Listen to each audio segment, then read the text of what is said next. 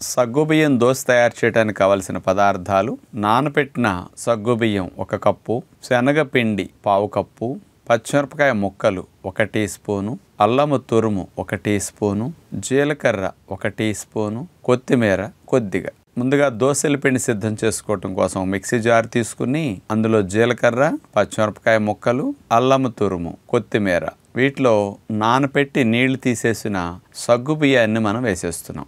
Base కోసం శనగపిండి కొద్దిగా నీళ్లు వేసేసి గ్రైండ్ చేసేస్తారు. కొంచెం పలచగా ఉండాలి కూడా దోశల పిండి, కొంచెం నీళ్లు కలుపుకుంటారు. చిక్కదనం తగ్గేటట్టు చూసుకోవాలి. కొద్దిగా నీళ్లు పోసి మరోసారి గ్రైండ్ చేసుకోవచ్చు. దోశల పిండి సిద్ధమైంది. ఇప్పుడు ఒక మందపాటి రేకు పెట్టి స్పెషల్గా ఉండటం కోసం అరిటాకు వేసేసి రేకు మీద దాని మీద మేగడ రాసేస్తాం. మనం ఆ మేగడ మీద మనకు కావాల్సిన షేప్లో దోశని పోసేసుకుంటాం. అట్లా దోశ వేగటానికి కొద్దిగా మూత పెట్టేసి అట్లా ఆ హీట్ వచ్చేటట్టు చేయాలి. కాస్త పిండి పచ్చదనం పోయాక దాని మీద ఇంకొక అరిటాకు బోర్లించి దాని మీద అట్ల కర్రతోటి ప్రెస్ చేసి దోశని తిరగేసేస్తాం. ఇక డైరెక్ట్ అరిటాకుండి అరిటాకులోనే కాలినట్లు అవుతుంది కాబట్టి స్పెషల్ టేస్ట్ ఉంటాయి. బాగా కాలిన తర్వాత పై అరిటాకు తీసేసి ప్లేట్లో అరిటాకుతో మనం సగ్గుబియ్యం దోశని సర్వ్ చేసుకోవచ్చు.